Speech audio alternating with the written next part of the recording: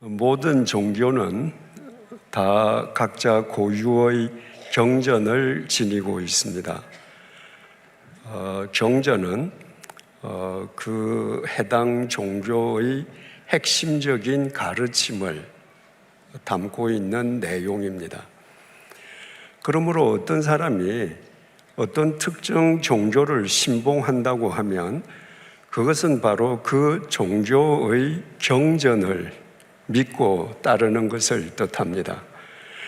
이런 의미에서 종교의 경전은 그 중요성을 아무리 강조해도 지나침이 없습니다. 왜냐하면 경전이 없으면 종교도 없고 그 종교를 신봉하는 신도도 있을 수 없기 때문입니다. 그렇다면 어떤 종교를 가진 사람이든지 상관없이 모든 종교인들은 자기가 신봉하는 종교의 경전을 소중하게 받들어 모시는 삶을 사는 것이 마땅할 것입니다. 그런데 과연 그런가? 역사적으로, 현실적으로 어떤 종교의 종교인이든 자기가 선택한 종교의 경전을 소중하게 떠받들고 그 경전대로 살아가는가? 이슬람 교도들의 종교적 열심은 타의 추종을 불허합니다. 그분들에게는 한 달 동안의 라마단이라는 금식 기간이 있습니다. 그 한 달 동안 금식 기간 동안에는 해가 떠서 해가 질 때까지 아무것도 마시거나 먹거나 피울 수 없습니다. 한 달 동안을 그렇게 산다는 것은 정말 대단한 종교적인 열성입니다.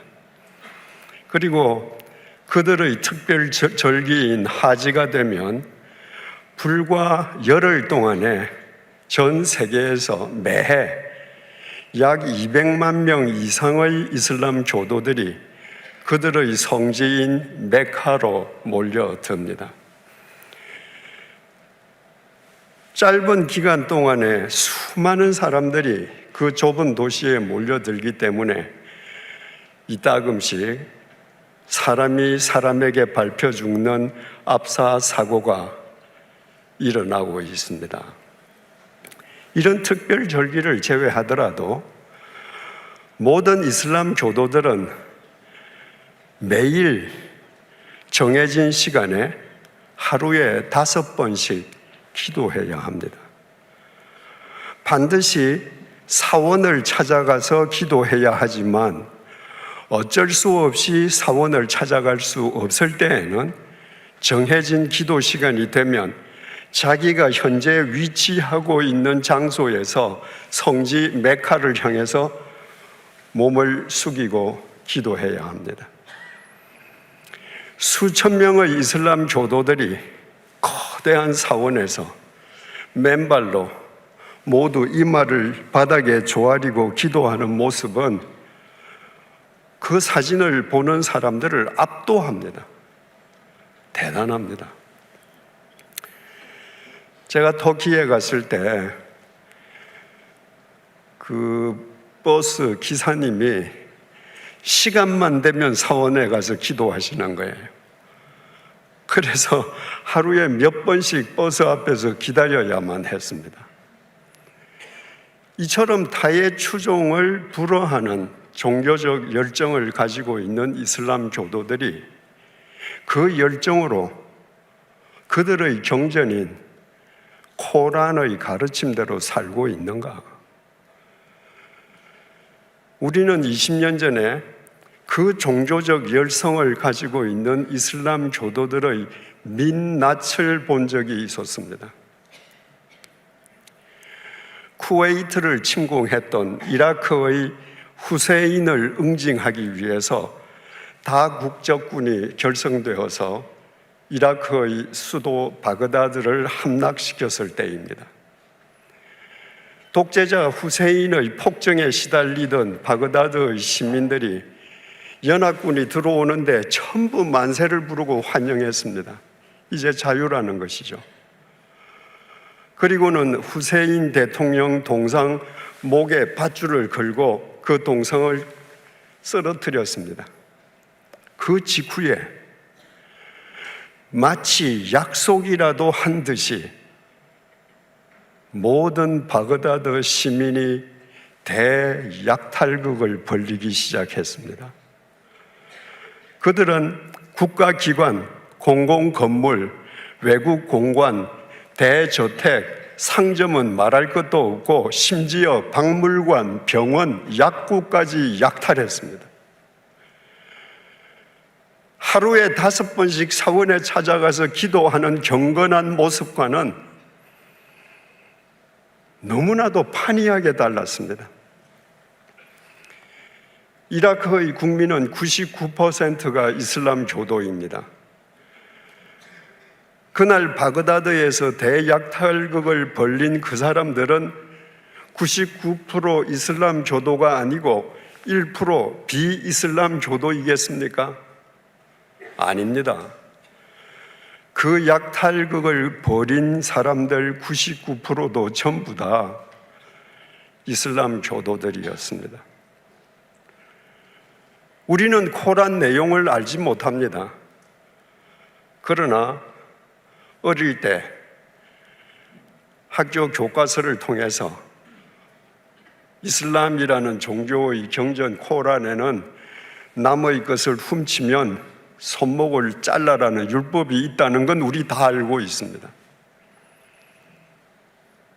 그러나 그날 그 코란의 율법은 바로 이슬람 교도들에 의해서 철저하게 유린당했습니다. 그들은 도대체 무엇을 위해서 하루에 5번씩 사원에 찾아가서 기도한 것입니까? 그런 이슬람 교도들에 의해서 코란의 내용과 정신이 구현될 수 있겠습니까? 아니, 그 대약탈극을 벌인 그 이슬람 교도들이 코란의 내용을 제대로 숙지나 하고 있겠습니까? 여러분, 이슬람교의 경전은 이슬람을 알지 못하는 사람에 의해서 왜곡당하지 않습니다. 이슬람교의 경전은 이슬람을 믿는 사람들, 이슬람 경전을 안다는 사람들, 이슬람 경전으로 밥 먹고 사는 사람들에 의해서 왜곡됩니다.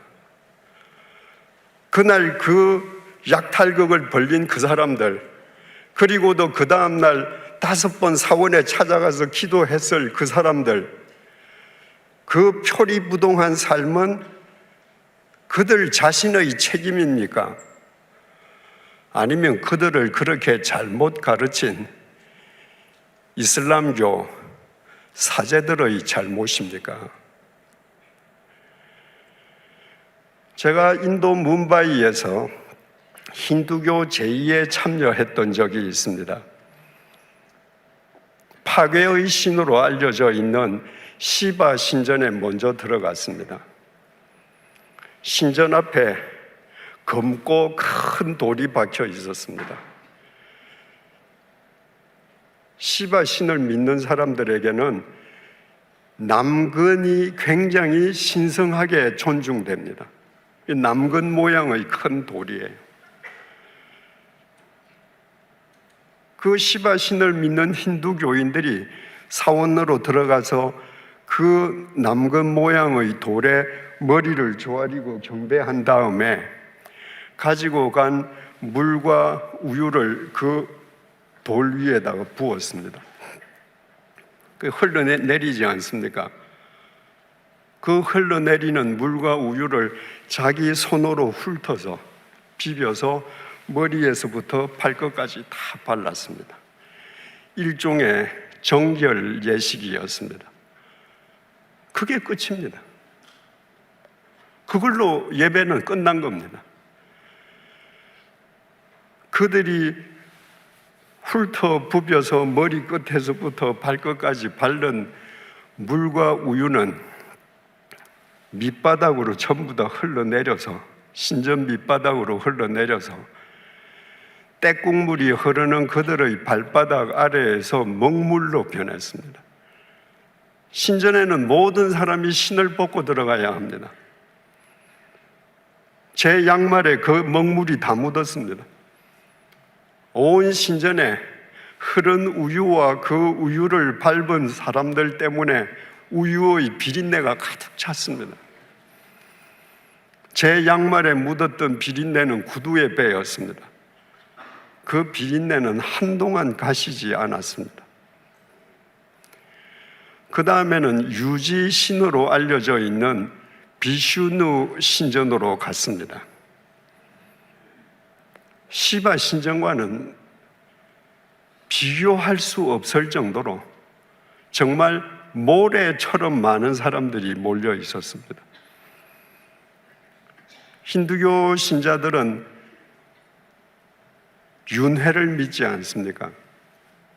그러니까 다음 생에서 태어날 때 돼지나 개로 태어나지 않고 사람으로 유지되어서 태어나기를 바라는 심정이 그 유지신에게 대한 열정으로 나타나지 않았나 싶었습니다.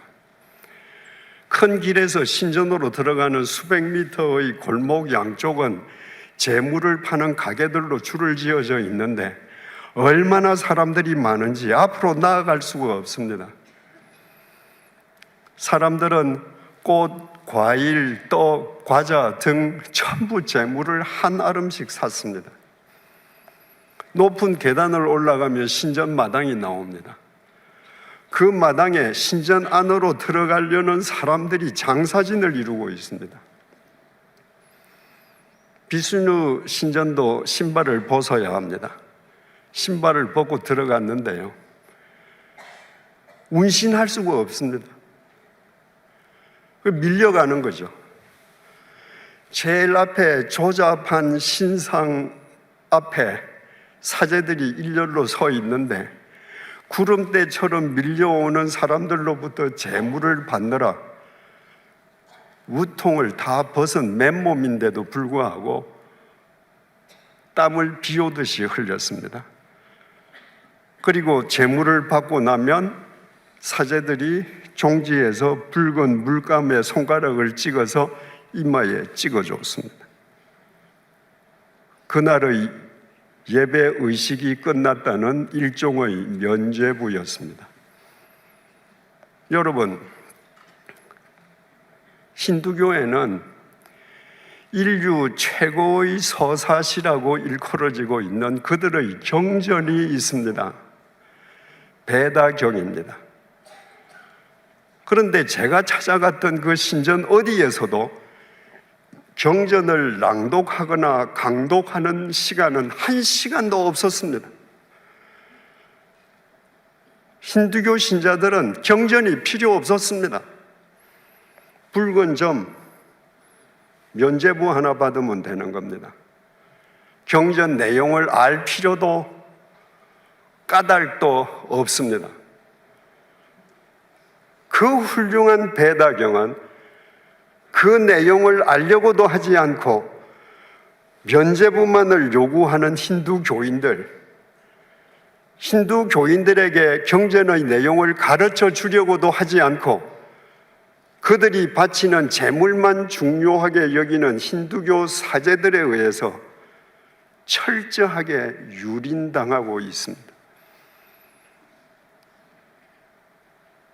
불교의 창시자 석가모니의 핵심 사상은 무아 사상입니다. 없을 무자에 나아자. 나는 실제하지 않는 무아인데 마치 내가 실제하고 있는 것처럼 착각하는 것으로부터 생로병사의 고통이 수반된다는 것입니다. 그러므로 내 자신이 무아인 것을 깨달음으로 인해 모든 고통에서 해방될 수 있다고 석가모니는 설파했습니다. 그리고 자기의 죽음이 임박했을 때 제자들에게 자신이 죽으면 자신의 시체를 불태워서 없애버리라고 명령했습니다. 인생은 무임을 자기의 죽음을 통해서도, 자기의 시체를 통해서도 제자들의 마음속에 각인시켜 주려 했던 것입니다. 석가모니가 열반에 들었습니다. 그 제자들이 석가모니의 유언에 따라서 다비식 화장을 했습니다. 그리고 그 제자들이 뭘 한지 아십니까? 불에 탄 석가모니의 재에서 젓가락을 들고 사리를 찾았습니다. 스승은 물을 가르치기 위해서 내 시신마저 태워서 재로 없애버리라고 했는데 제자들은 젓가락을 들고 무 속에서 유를 추구했습니다. 그 뒤에 2500년이 지난 지금까지 불교에서는 스승이 돌아가면 제자들이 다비식을 열고 젓가락으로 사리를 수습해서 아무개 스님은 사리가 몇 개나 나왔네, 아무개 스님은 생각과 달리 하나도 없네, 이러고들이 있습니다. 여러분, 물을 가르치신 석가모니의 그 가르침이 2500년이 지난 지금까지 죽음 속에서도 유를 추구하는 그 제자들에 의해서 바르게 구현될 수 있겠습니까? 왜곡되지 않겠습니까? 불경을 알지 못하는 사람에 의해서 왜곡되는 법이 없습니다. 불경을 아는 불자들에 의해서 왜곡됩니다. 코란경은 이슬람 교도들에 의해서, 베다경은 힌두교 신자들에 의해서 왜곡됩니다. 그러면 우리 기독교는 어떨까요?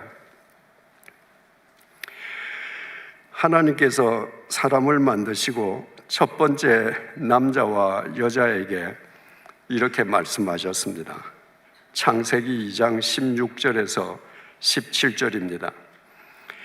여호와 하나님이 그 사람에게 명하여 이르시되 동산 각종 나무의 열매는 내가 임의로 먹되 선악을 알게 하는 나무의 열매는 먹지 말라. 내가 먹는 날에는 반드시 죽으리라 하시니라. 반드시 죽으리라. 히브리 말로 모트 타 무트라고 기록되어 있습니다. 무트가 죽다는 의미의 히브리 동사인데 무트가 2번 반복되어 있는 겁니다. 히브리 문법상으로 같은 단어가 2번 반복되는 것은 대단히 강조하는 법입니다. 그러니까 너 죽고 또 죽어, 이 이야기는 예외가 없어. 네가 이것을 먹으면 어떤 경우이든지 어떤 구실을 붙여도 넌 반드시 죽어, 이 말입니다. 그런데 사탄의 유혹을 받은 여자가 뭐라고 했습니까? 창세기 3장 3절입니다. 동산 중앙에 있는 나무의 열매는 하나님의 말씀에 너희는 먹지도 말고 만지지도 말라. 너희가 죽을까 하노라 하셨느니라. 반드시 죽으리라가 죽을까 하노라로 왜곡되었습니다. 누구에 의해서? 첫 번째 여자에 의해서. 성경의 역사는 이렇게 시작됩니다. 자기가 갖고 싶은 것, 먹고 싶은 것, 그 본능을 이기지 못해서 그것을 충족시키기 위해서 하나님의 말씀을 교묘하게 왜곡시켰습니다. 이스라엘 백성들이 이집트의 노예살이로부터 해방되었습니다. 그리고 시내산 아래에서 진을 쳤습니다. 하나님의 법을 받으러 시내산 위로 올라간 모세가 언제 내려올지 깜깜무소식입니다. 그때 일어난 일을 출애굽기 32장 3절 5절이 이렇게 전해줍니다. 모든 백성이 그 귀에서 금고리를 빼어 아론에게로 가져가매 아론이 그들의 손에서 금고리를 받아 부어서 조각칼로 새겨 송아지 형상을 만드니 그들이 말하되 이스라엘아 이는 너희를 애굽 땅에서 인도하여 낸 너희의 신이로다 하는지라.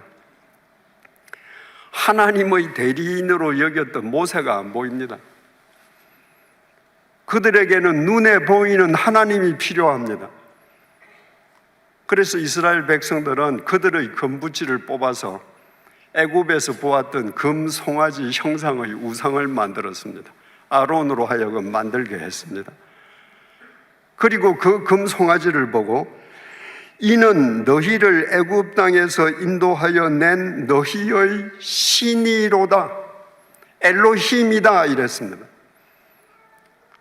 히브리 말로 단수 신은 엘입니다. 그런데 여호와 하나님을 가리킬 때는 항상 복수형 엘로힘으로 씁니다. 유대인들은요, 금송아지를 보면서 이분이 우리를 애굽에서 인도하여 내신 엘로힘이시야 찬양했습니다. 아론이 보고 그 앞에 제단을 쌓고 이에 아론이 공포하여 이르되 내일은 여호와의 절일이니라 하니. 지금 백성들은 금송아지를 보고 이분이 우리를 애굽에서 인도하여 내신 하나님이시야, 엘로힘이시야 지금 찬양합니다. 아론은 한술 더 떠서 내일을 여호와의 절일로 우리 정하자. 금송아지가 여호와라는 거예요. 그 아론은 이스라엘 초대 대제사장이 된 사람입니다. 초대 대제사장에 의해서 하나님의 말씀은 이렇게 유린당했습니다. 제사장 제도 역시 광야에서 시작되었습니다. 그런데 세월이 흘러가면서 하나님께서는 제사장만을 쓰시지 않고 제사장 이외의 제도권 밖의 선지자들을 함께 쓰시기 시작하셨습니다. 예를 들면 다윗 시대에 사독과 아비아달 제사장이 분명히 있었음에도 불구하고 하나님께서는 제사장이 아닌 나단 선지자를 함께 쓰셨습니다. 그러시다가 엘리야 선지자를 기점으로 더 이상 제사장을 통해서 말씀하시지 않습니다. 엘리야를 기점으로 선지자들을 통해서만 말씀하십니다. 왜? 제도권 속의 제사장들이 자기네들의 권리, 자기네들의 권력 확충을 위해서 하나님의 말씀을 수단화시켰기 때문입니다. 하나님의 말씀을 위해서 우리가 존재하는 게 아니고 우리를 위해서 하나님의 말씀이 있는 것입니다. 그래서 하나님께서 예레미야나 에스겔을 선지자로 쓰실 때 그들도 제사장 출신이기는 했지만 더 이상 제사장 역할을 하지 않을 때였습니다. 이 제사장들이 하나님의 말씀을 수단으로 삼고 얼마나 하나님의 말씀을 왜곡했던지 그들이 장악하고 있는 예루살렘 성전을 가리켜서 하나님께서 이렇게 말씀하셨습니다. 예레미야 7장 4절입니다. 너희는 이것이 여호와의 성전이라, 여호와의 성전이라, 여호와의 성전이라 하는 거짓말을 믿지 말라. 그만큼 제사장들이 하나님의 말씀을 왜곡한 거예요. 그래서 선지자들을 통해서 하나님께서 말씀을 사람들에게 전하시는데, 선지자라고 다 똑같은 선지자가 아니었습니다. 가짜 선지자가 나오는 거예요. 짝퉁이 나오는 겁니다. 예레미야 23장 16절입니다. 만군의 여호와께서 이와 같이 말씀하시되 너희에게 예언하는 선지자들의 말을 듣지 말라. 그들은 너희에게 헛된 것을 가르치나니 그들이 말한 묵시는 자기 마음으로 말미암은 것이요 여호와의 입에서 나온 것이 아니니라. 예레미야 23장 30절에서 32절입니다. 여호와의 말씀이라. 그러므로 보라, 서로 내 말을 도둑질하는 선지자들을 내가 치리라. 여호와의 말씀이니라. 보라, 그들이 혀를 놀려 여호와가 말씀하셨다 하는 선지자들을 내가 치리라. 여호와의 말씀이니라. 보라, 거짓 꿈을 예언하여 이르며 거짓과 헛된 자만으로 내 백성을 미혹하게 하는 자를 내가 치리라. 내가 그들을 보내지 아니하였으며 명령하지 아니하였나니 그들은 이 백성에게 아무 유익이 없느니라. 여호와의 말씀이니라. 이처럼 대부분의 선지자들도 하나님의 말씀을 유린하고 왜곡했습니다. 자기 야망, 자기 유익, 자기 이익을 위함이었으면 두말할 나위가 없습니다. 신약 시대라고 예외가 아닙니다. 바울이 고린도 교회 교인들에게 편지를 쓰면서 이런 내용을 기술했습니다. 고린도후서 2장 17절입니다. 우리는 수많은 사람들처럼 하나님의 말씀을 혼잡하게 하지 아니하고 곧 순전함으로 하나님께 받은 것 같이 하나님 앞에서와 그리스도 안에서 말하노라. 2000년 전에 사도 바울이 볼 때 그 당시에 설교하는 설교자들, 성경을 가르치는 성경 교사들, 전도자들, 그 수많은 사람들이 대부분이 하나님의 말씀을 혼잡하게 하는 사람들이었습니다. 혼잡하게 하다를 헬라말로 카펠류오라고 하는데, 이 카펠류오에서 파생된 단어가 행상을 뜻하는 카펠로스입니다. 아무리 상점이 작아도 붙박이 가게가 있는 사람은 불량식품을 팔 수가 없습니다. 내가 오늘 불순물을 섞은 상품을 팔았는데 그 동네에서 소문이 나면 그 주민들이 다 떨어져 나갈 거거든요. 그러니까 붙박이 점포를 가진 사람들은 정품을 팔게 되어 있습니다. 행상들은 달랐습니다. 오늘은 이 동네, 내일은 저 동네. 내가 한 번 간 동네에 다시 온다는 보장이 없습니다. 그래서 2000년 전 행상들은 포도주를 한 병 사서 물을 섞어서 2병, 3병을 만들었습니다. 이 말입니다. 수많은 사람들처럼 하나님의 말씀을 혼잡하게 하지 않았다. 바울이 볼 때 그 당시에 대부분의 설교자들은 행상들이 포도주에다가 물을 부어서 불량 포도주를 팔고 돈을 더 벌듯이 자기 유익을 위해서 하나님의 말씀에 불순물을 집어넣는 거예요. 요즘 용어로 표현해 보십시다. 긍정적인 사고방식, 번영신학, 성공, 출세, 지상주의. 여러분, 이건 복음 아닙니다. 그런데 바울이 보니까 전부 다 듣기 좋은 불순물을 집어넣는 거예요. 목적은 그들의 주머니를 위함이면 두말할 필요가 없었죠. 이 고린도후서 2장 17절을 새번역 성경과 공동번역이 더 리얼하게 번역했습니다. 새번역 성경입니다.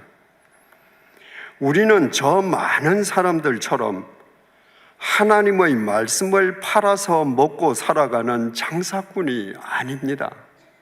바울의 말입니다. 우리는 하나님께서 보내신 일꾼답게 진실한 마음으로 일하는 사람들입니다. 우리는 하나님이 보시는 앞에서 그리스도 안에서 말하는 것입니다. 공동번역은 이렇게 번역했습니다.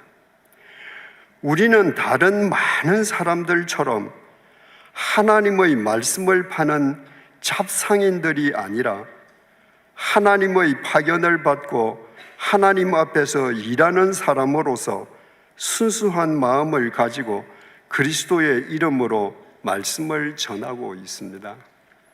여러분, 이 구절 속에서 자기 유익을 위해서 말씀을 왜곡하는 수많은 설교자들을 보는 바울의 안타까운 마음이 여러분들에게도 전해지십니까?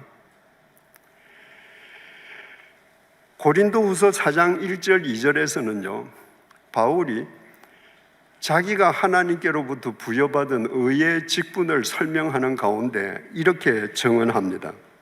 그러므로 우리가 이 직분을 받아 긍휼하심을 입은 대로 낙심하지 아니하고 이에 숨은 부끄러움의 말을 버리고 속임으로 행하지 아니하며 하나님의 말씀을 혼잡하게 하지 아니하고 오직 진리를 나타내므로 하나님 앞에서 각 사람의 양심에 대하여 스스로 추천하노라.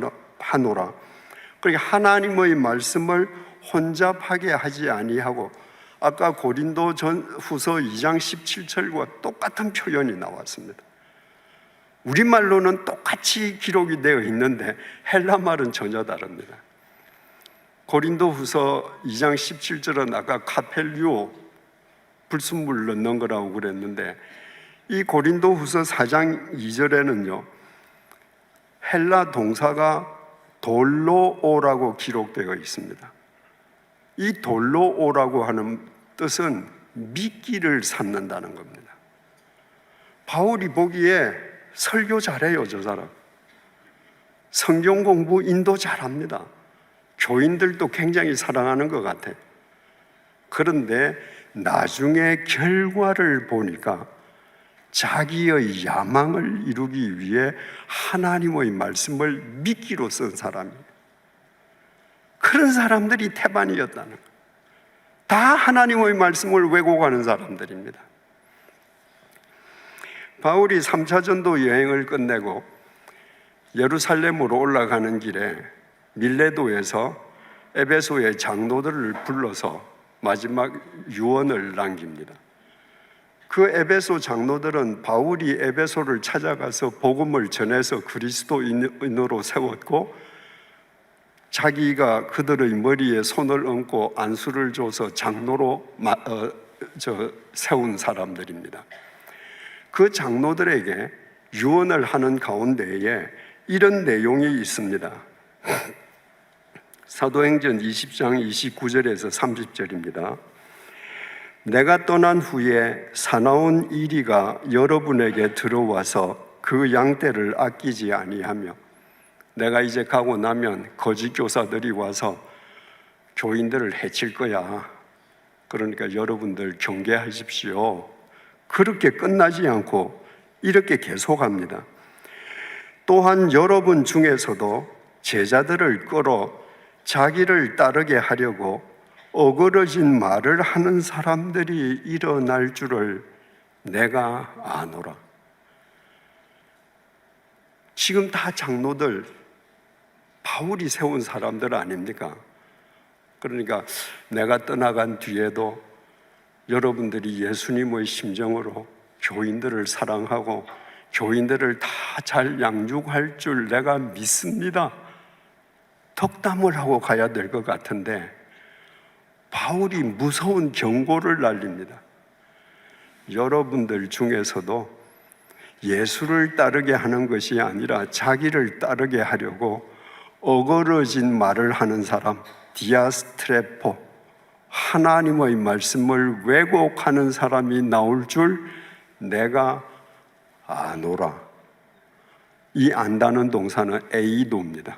본다. 내 지금 보고 있어. 누가 그럴 줄 내가 알고 있어. 여러분, 하나님께서 에덴 동산에서 아담과 하와에게 다 주셨는데 하와는 그 하나를 자기 것으로 만들기 위해서 하나님의 말씀을 왜곡하지 않습니까? 인간들은 이처럼 소유욕에 약합니다. 인간들은 많은 사람들과 관계하고 있을 때 그 사람들을 전부 자기 소유물로 만들고 싶어 해요. 전부 자기 추종자로 만들려고 합니다. 그래서 너희들 중에서도 너희를 추종하는 자를 만들려고 하나님 말씀을 왜곡하는 자가 나올 줄 내가 지금 보고 있어. 이처럼 성경 역시 성경의 역사는 하나님을 믿는다는 사람들, 하나님을 잘 안다는 사람들, 하나님의 말씀으로 밥 먹고 살아가는 사람들에 의해서 끊임없이 왜곡되어 왔음을 우리에게 밝혀주고 있습니다. 이것을 모르면 우리 역시 매일 왜곡하고 그 사실조차도 자각하지 못하는 사람이 되는 겁니다. 그렇다면 우리같이 죄성을 가진 인간들이 우리가 자각하지도 할 수도 없는 이 말씀 왜곡의 함정에서 어떻게 벗어날 수 있는가? 오늘의 본문입니다. 마태복음 21장 21절 이때로부터가 언젠가 예수님께서 가이사랴 빌립보에서 제자들에게 묻지 않습니까? 너희들에게는 내가 누구냐? 그랬더니 베드로가 주는 그리스도시요 살아계신 하나님의 아들이십니다. 당신이 그리스도십니다. 당신이 인류를 구원하실 메시아십니다. 당신이 하나님의 아들이십니다. 여러분, 개 새끼는 개입니다. 사람 자식은 사람입니다. 당신이 하나님의 아들입니다. 이 얘기는 당신이 하나님입니다. 이 말입니다. 위대한 고백이죠. 어디서 했는가? 가이사랴 빌립보에서 했습니다. 가이사랴 빌립보는 분봉왕 헤롯 빌립이 로마 황제 카이사라를 위해서 대도시를 짓고 그 도시에 로마 황제의 칭호 카이사르 그리고 자기의 이름 빌립을 붙여서 가이사랴 빌립보라고 명명했습니다. 옛날에 황제의 이름이나 칭호가 붙은 도시가 많이 있었는데 아무 도시나 황제 칭호를 붙일 수 없습니다. 대로마 제국의 황제의 위용에 걸맞게 상당한 규모의 대도시여야 합니다. 뿐만 아니라 그 도시의 가장 높은 언덕이나 가장 중요한 중간 지점에 황제를 위한 신전이 있어야 했습니다. 가이사랴 빌립보에 로마 황제 카이사라의 칭호가 붙었다고 하는 것은 그 도시에 황제의 신전이 있다는 겁니다. 황제의 신전이 인간을 압도하는 가이사랴 빌립보에서 베드로가 말했습니다. 삼권을 장악하고 있는 로마 황제가 메시아가 아니고 당신이 그리스도, 당신이 메시아십니다.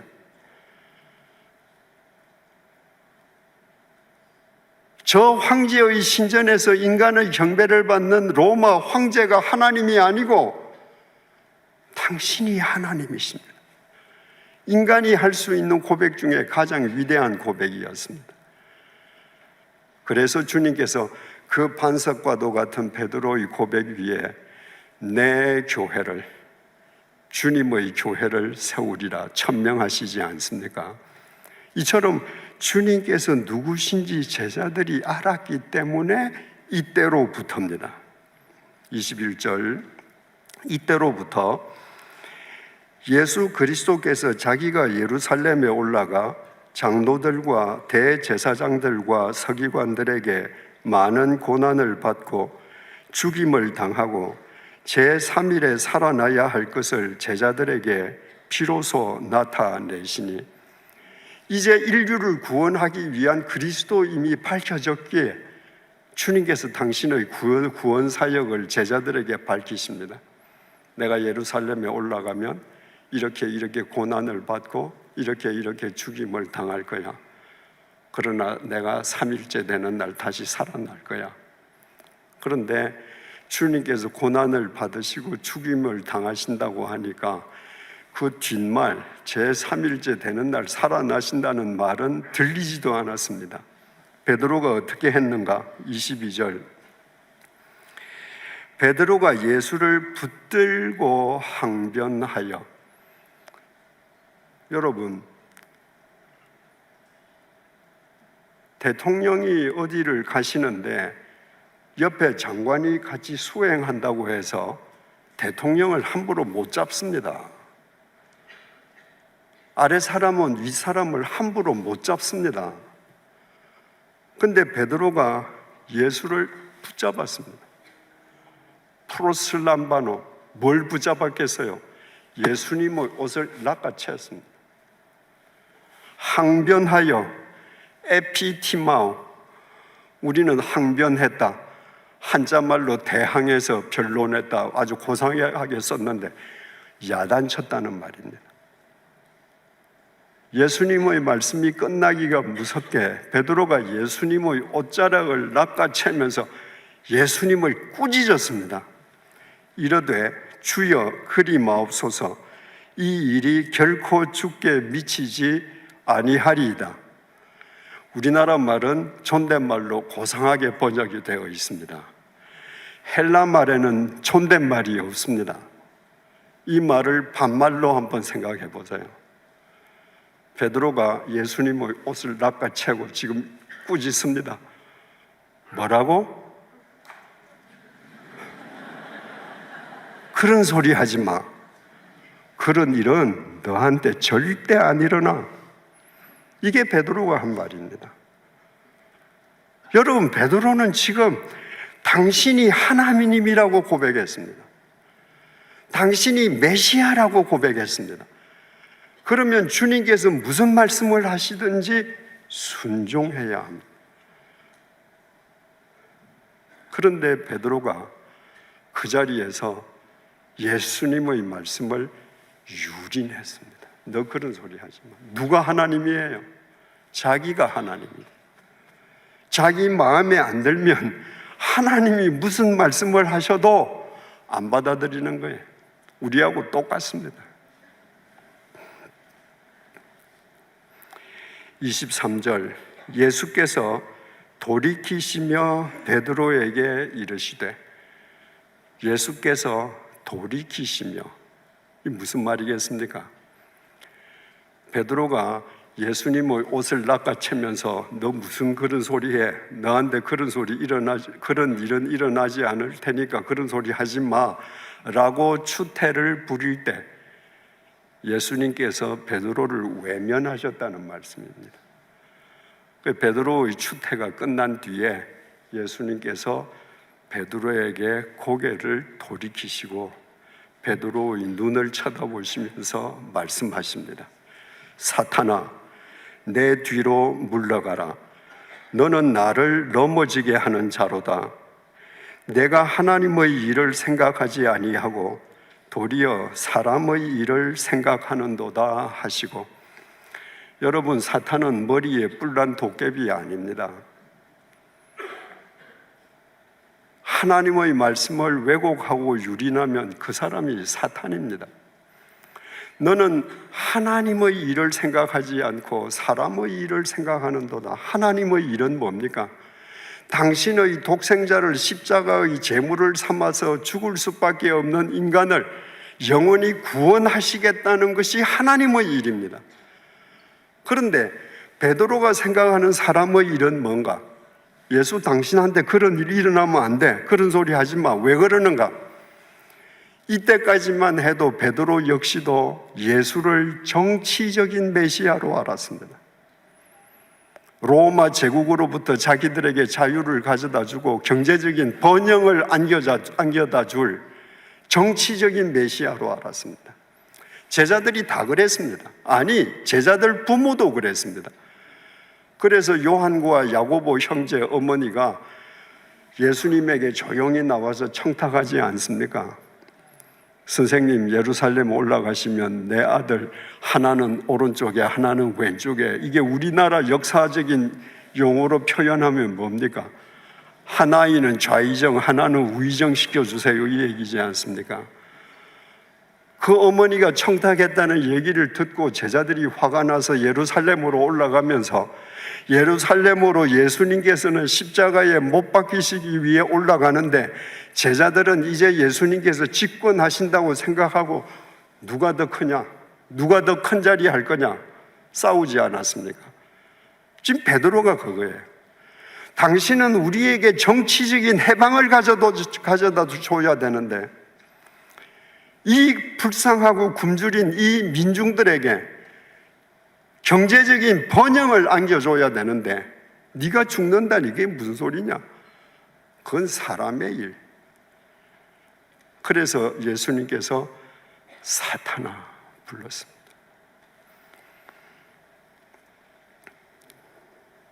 24절입니다. 이에 예수께서 제자들에게 이르시되 누구든지, 이 누구든지 속에 저와 여러분이 다 포함되어 있습니다. 아무도 예외일 수가 없습니다. 누구든지 나를 따라오려거든. 나가 누굽니까? 예수님, 로고스, 말씀입니다. 나를 따라오려거든, 로고스를 따라오려거든, 영원한 말씀을 따라오려거든 자기를 부인하고, 말씀을 따르는 첫 번째 스텝이 자기를 부인하는 겁니다. 자기를 부인하지 못할 때 황제의 신전이 인간을 압도하는 황제의 도시에서 당신이 그리스도시요 당신이 하나님이라고 고백했던 베드로가 어떻게 됐습니까? 예수님을 꾸짖지 않습니까? 자기가 하나님이 되지 않습니까? 자기 부인이 없었던 것입니다. 우리가 예수를 따르려면, 말씀을 따르려면, 그 말씀을 내 생명의 말씀으로 좇으려면 제일 첫 번째 걸음이 자기 부인입니다. 나를 부인해야 그 말씀이 내 속에서 역사하시고 그 말씀이 내 손발을 통해서 인카네이션 되는 겁니다. 여러분이 아무리 새벽 기도에 다니셔도, 아무리 헌금을 많이 해도, 아무리 봉사를 많이 해도 여러분들이 말씀 앞에서 자기를 부인하지 아니하면 자기도 자각하지 못하게 여러분은 말씀을 왜곡하며 사는 사람들입니다. 자기를 부인하고 자기 십자가를 지고 2000년 전 로마 제국의 지배를 받던 사람들은 이 말의 표현을 다 알았습니다. 십자가는 사형틀이지 않습니까? 근데 사형당해 죽는 사람이 자기가 못 박힐 십자가를 자기가 메고 가야 돼요.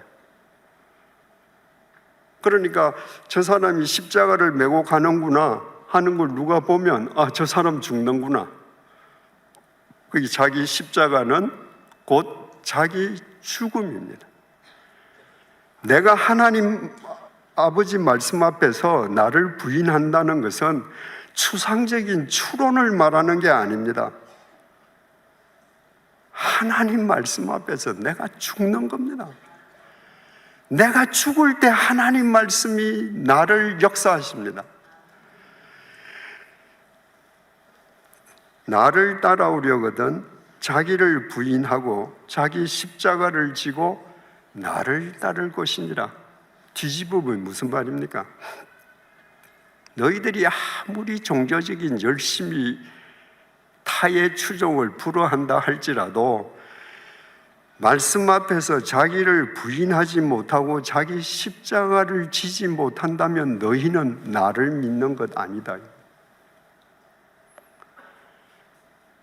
베드로가 예수님 옷자락을 낚아채고 꾸짖을 때 베드로가 예수님 믿은 겁니까? 아니잖아요. 25절입니다. 누구든지, 여러분과 저입니다. 누구든지 제 목숨을 구원하고자 하면 이를 것이요. 우리가 구원하고자 하는, 우리가 스스로 강건하게 지키고자 하는 우리의 목숨이 뭡니까? 하루하루 쇠퇴해 가다가 언젠가 코끝에서 호흡이 멎으면 썩어 문드러질 이 고기 덩어리의 목숨입니다. 이 고기 덩어리를 위해서 여러분들이 억만금을 써도, 전 세계의 명의를 찾아다녀도 이 고기 덩어리의 목숨은 반드시 썩습니다. 반드시 잃습니다. 이것은 우리 생의 목적이 될 수 없습니다. 누구든지 나를 위하여 제 목숨을 잃으면 찾으리라. 나가 누굽니까? 로고스. 말씀을 위하여 제 목숨을 잃으면, 자기를 부인하면 찾으리라. 말씀 앞에서 내가 나를 부인하면, 말씀 앞에서 내가 죽으면 그 영원하신 말씀이 나를 영원히 살리실 것이다. 26절입니다. 사람이 만일 온 천하를 얻고도 제 목숨을 잃으면 무엇이 유익하리요? 여러분, 내가 온 천하를 얻었다 하십시다. 내가 하나님을 믿는다라고 하면서도 내가 온 천하를 얻었다고 하면 하나님을 이용하기만 했을 뿐 하나님의 말씀을 얼마나 유린하고 왜곡했겠습니까? 그러지 않고서 천하를 내 수중에 둘 수가 있습니까? 그렇게 한들 그게 무엇이 유익하리요? 내가 하나님의 말씀을 유인하면서 내가 그토록 쌓은 재물, 그토록 누리는 권력, 이것이 내 코끝에서 호흡이 멎는 순간에 나를 책임져 줍니까? 아닙니다. 천하를 얻었던 진시황, 시저, 나폴레옹 보십시오. 알렉산더, 다 허무하게 끝났습니다. 그들이 지녔던 것이 아무것도 그들을 지켜주지 못했습니다. 사람이 무엇을 주고 제 목숨과 바꾸겠느냐? 내가 집착하고 내가 추구하는 그 무엇도 나를 죽음에서 구해줄 수 없기 때문에 내가 나를 바꿀 수 있는 것은 오직 하나, 하나님의 말씀밖에 없습니다. 그 말씀과 나를 바꾸는 거예요. 그때 내 코끝에서 호흡이 끝나도 하나님께서 당신의 영원한 생명으로 영원히 세워주시는 것입니다. 그래서 주님께서 말씀하십니다. 누구든지, 영이도 철이도 누구든지 나를 따르려거든, 로고스를 따르려거든 자기를 부인하고 자기 십자가를 지고 나를 따를 것이니라. 이제 우리 각자 우리 자신들을 한번 되돌아보십시다. 우리 개개인의 신앙의 역사는 혹 말씀 왜곡의 역사는 아니었습니까? 내가 욕구하는 것을 소유하기 위해서 하나님의 말씀을 교묘하게 왜곡했던 하와가 나 자신인 것은 아닙니까? 내가 생각하는 이상을 구현하기 위해서 주님의 말씀을 마구 유린했던 베드로가 나의 자화상인 것은 아닙니까? 내가 지금 황금 덩어리를 쌓아두고 있다면 하나님의 말씀을 왜곡했던 아론처럼 살아왔기 때문인 것은 아닙니까? 내가 지금 부귀영화를 누리고 있다면 그것은 하나님을 믿는다면서도 하나님의 말씀보다 부귀영화를 삶의 목적으로 삼은 결과 아닙니까? 우리가 하나님을 믿고 하나님을 믿는 그리스도인으로서 어떻게 살아야 한다는 거 여러분들 다 아시지 않습니까? 그런데 그대로 살지 않는 것이 하나님의 말씀을 왜곡하는 것입니다. 그렇게 왜곡해서 얻은 여러분의 재산이, 여러분의 부귀영화가 여러분의 코끝에서 호흡이 멎는 순간에 무슨 소용이 있습니까? 여러분이 지금 지닌 것 중에 무엇이 어느 날 불현듯이 여러분을 덮쳐주는 죽음을 물리칠 수 있습니까? 아무것도 없습니다. 이것을 깨닫는다면 썩어 문드러질 이 우리의 육체와 영원하신 하나님의 말씀을 맞바꾸는 자기 부인의 사람이 되어야 되지 않겠습니까? 마태복음 13장에 씨 뿌리는 자의 비유가 나옵니다. 농부가 바람에 씨를 뿌렸습니다. 어떤 씨는 길가에 떨어져서 새들이 와서 먹었습니다. 어떤 씨는 돌짝밭에 떨어져서 해가 나서 타 죽었습니다. 어떤 씨는 가시떨기에 떨어져서 잎이 났지만 가시의 기운에 눌려서 죽었습니다. 옥토에 뿌려진 씨만 30배, 60배, 100배의 결실을 했습니다. 자, 보십시오. 결실한 옥토, 전혀 결실하지 못한 길가, 돌짝밭, 가시떨기, 이 두 공간 사이에는 가장 기본적인 차이가 있습니다. 이 옥토라는 공간에만 자기 부인이 선행되었다는 겁니다. 농부가 삽을 가지고 자기를 찔렀습니다. 뒤집어 엎었습니다. 이 흙은 받아들였습니다. 자기를 부인했습니다. 오랫동안 무슨 보물단지처럼 품고 있던 돌들, 쓰레기들, 농부가 그거 다 없앴습니다. 다 받아들였습니다. 죽은 듯이 받아들였습니다. 그 결과가 옥토가 된 겁니다.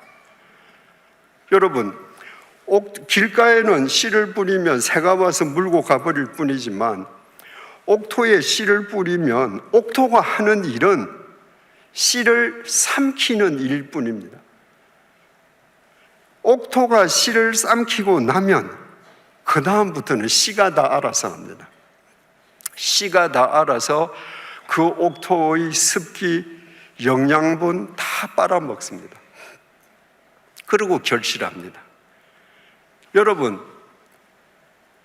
죄성을 가진 우리 인간이 하나님의 말씀을 결실하는 옥토가 되는데 자기 부인을 통하지 않고 옥토가 되는 길은 절대로 없습니다.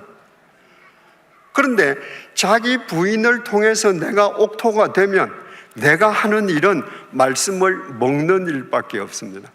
내가 말씀을 먹으면 그 다음부터 내 속에 들어간 말씀이 나를 먹습니다. 나를 변화시킵니다. 나를 주님의 말씀대로 살아가는 용기 있는 사람이 되게 만드십니다. 여러분, 우리가 지금까지는 정말 형편없는 외국어의 역사를 일구어 왔다고 할지라도 지금부터는 진짜 예수쟁이로 살아가십시다. 하나님의 말씀 앞에서 자기를 부인하는 참된 그리스도인이 될 때 나 한 사람은 보잘것없어도 주님께서 우리 한 사람 한 사람을 들어 이 시대를 밝히고 밝히시는 당신의 역사를 펼쳐가시지 않겠습니까? 잊지 마십시오. 하나님을 믿는다는 절대 다수는 항상 자기 욕망을 위해서 하나님의 말씀을 왜곡하는 넓은 길을 걸었습니다. 성경의 역사입니다. 오직 엘리야처럼 소수만 하나님 말씀 앞에서 자기가 죽는 좁은 길을 걸었습니다. 중요한 사실은 그 좁은 길을 걷는 자기 부인의 사람들을 통해 하나님의 역사는 면면이 이어져 온다는 것입니다. 오늘 이 밤이 사랑하는 교우님 여러분들께서 여러분의 생명을 하나님 앞에 내어드리고 자기 부인의 좁은 길을 향하는 첫 걸음을 떼기 시작